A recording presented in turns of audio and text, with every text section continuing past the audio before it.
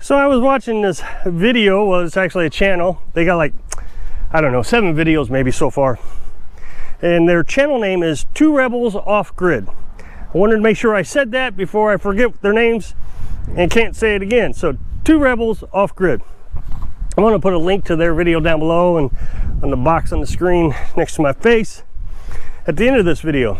But before you do go and click off and watch them, stick around with this video for a minute. Give me a chance. I watched all their videos, so I don't feel like anything I'm saying is wrong. They're wanting to buy a piece of property and live off grid. They haven't done any of it yet. They're doing their research, which is amazing. They've done an excellent job. Got all these ideas and plans. And I understand where they're coming from. When Carolyn and I was doing this, I mean, I had my ideas of where I wanted to go. I wanted to go to Mississippi. And I was convinced that Mississippi would be a good place to go. But everything I read said Mississippi wouldn't let you do things that we could do here in Missouri. Missouri, we didn't even actually realize was so lenient with building codes and low taxes, because we lived on the east side of Missouri, and there's pretty restrictive here, but down here there's very few restrictions. Once we learned that, it was like, yeah, Missouri's obvious choice. I lived in Missouri my entire life. Well, Carolyn has too. So it was kind of a surprise. But when we were doing our research, I just wanted to go to Mississippi because I wanted to be close to the Gulf Coast. I loved it down there. But when we found out that one of the hurricanes, FEMA came in and gave all kinds of code requirements, building code requirements. And it's apparently pretty hard to build down there. Now, people in Mississippi will say, they don't enforce them, don't worry about it. But I'd hate to be one of those guys that's building something and get caught and have to weasel your way out of it. I mean, here I was following the rules, building this little tiny house, and I just knew that I was doing something wrong. Tennessee, Missouri seemed to be the best places for us to look. We decided Tennessee was too expensive. The prices were a lot higher when we were looking. I'm not saying that this is a general rule of thumb, but when we were looking, we found that the prices in Tennessee were quite a bit higher than Missouri. Now, another one of their requirements that they're looking at is temperature. They don't want to deal with snow and cold weather, because Maine apparently is very good with off-grid living. So in Alaska, of course, would be really good, but not just hard. It in my mind would be hard to live in Alaska off-grid because you don't have sun in the winter. There's times that, the sun's pretty much gone. I mean, it's a struggle right now here in Missouri, getting enough sun to make sure that we run our appliances. So the temperature is an issue for him, and the amount of time they can grow plants. He's into permaculture, and he really wants to be able to grow his vegetables and fruits or whatever. So, I mean, I understand all that. Carolyn and I are not big into the gardening thing. I mean, we're surrounded by woods, so it was hard for us to even grow anything for 2 years. We finally got that situation worked out. We're more worried about growing animals. And that was one of the things they talked about also, was they got chickens. They're worried about predators. So they want to find an area that don't have large predators, bears, mountain lions. I understand the concern because we have the same problem. I mean, I told you the other day, we have a very large bobcat around here. Largest thing I've ever seen. It was bigger than a coyote, my guess is. As big as a black lab, easy. So I thought I had prepared myself for everything in the state of Missouri because I've lived here my whole life. Never seen one. And I've lived out in the country. It wasn't like I was a city boy. So I don't know if you can completely avoid large predators. They understand raccoons and possums and those kind of things. They got to have their chicken coops secured for that. But when you get bigger into the bigger issues, I just don't know if it's avoidable. You do the best you can.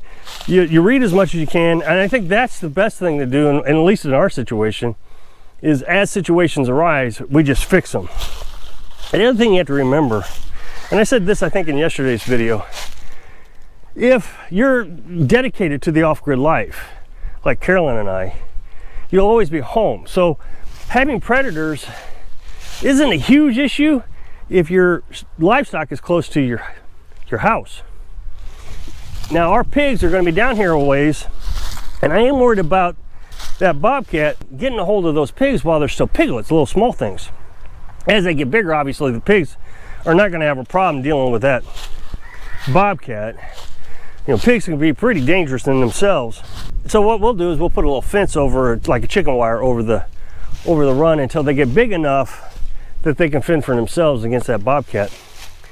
So it's just like constantly thinking when a new problem arises. Now, they didn't say what size property they wanted. Of course, we live on 1.5 acres, and it's plenty for us. If they don't need firewood, I'm sure, you know, 1.5 acres would be plenty for them, except they're looking at gardening. So I don't know how much gardening they want to do. If they're looking into big fields, of course, they're not rich like me. We're not rich. And I think that's what appeals to me about these channels, is the ones that are just trying to figure it all out. You know, you get into these young kids off-grid channels, and sometimes you wonder if they're even living on the property.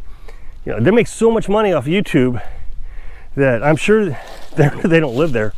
I mean, they're all made up and the hair's all done and they got great clothes. I mean, heck, my clothes are always ripped, and that's just the reality. You know, I buy new clothes.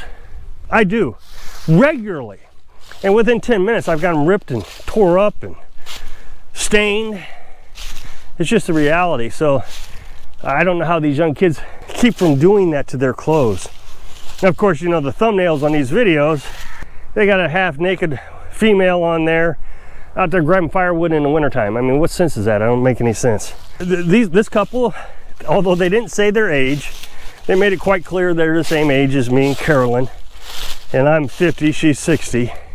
So they're somewhere we're in that range. That's another thing I feel a connection to, is you can do it. You know, we're starting to get up there where we got to start thinking about our retirement, and here we are buying a piece of property acting like kids. But it can be done. It really can. They look very healthy and energetic. So I think they got a good shot at this. Now, they've looked at several states, and I watched every one of their videos from start to finish. And they looked at like Arkansas and Florida and Arizona and Idaho. They gave the pros and cons of every state. The one thing I want to say is Florida. Nothing against Florida, but every commenter that I've talked to in my comment section about Florida all say the same thing. You cannot go off grid completely in Florida. If you get solar panels, you have to hook that up to the grid. And what it is your solar panels will be feeding the grid, is what it does. So if you are not using any electric, solar panels feed the grid, and it will turn your meter backwards, and then the electric company pays you back. Every commenter says you have to do that. And the problem with that is if the grid goes down, they shut off your solar panels. They won't let you have any electric either. So that's the only downside to Florida. But they had a lot of good points about Florida. You know, lots of rainwater, so if they needed a rain catchment system. But now the other thing they talked about is they're not sure exactly what they want to do. If they're too far away from Colorado, that's where they're at now, and they would have to travel back and forth from wherever they buy their property, and they would have to build on the weekends or on vacations. Well, Florida's so far away. Now, their other option is to get a camper and just move the camper on the property. Now, that's what we did. I guess we were kind of at an advantage because we were running around as nomads. We already had the camper, we're already living that way. So dropping the camper off on this property really felt like a step up from where we were. We weren't living on the back of the truck. We had property, we could put things out on the outside, we could store things outside, we could build little shelves, and we had plumbing, and we had well water. Now I can understand the stresses of trying to come down from that. You're living in a house and now you gotta live in a camper. Now, they did talk about Colorado. They live in Colorado, and I agree with them. Colorado may not be the best place. There are states in this country like Colorado that are pushing people to get away from off-grid.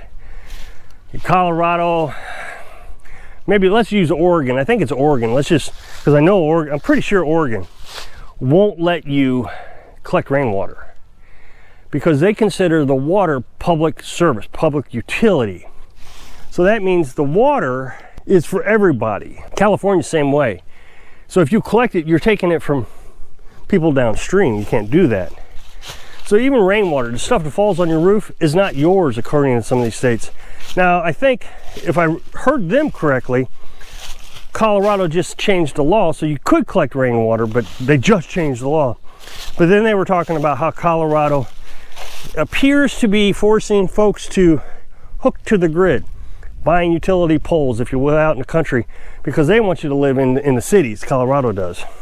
They talked about water, a rainwater catchment system, a well. We got an old dilapidated well that I was able to repair pretty cheap, got it up and running. If they can find a stream, streams are pretty nice. I would like to have bought that place down on southeast Missouri. It had a stream and a well, and it wasn't much more expensive than this place, but it just didn't work out.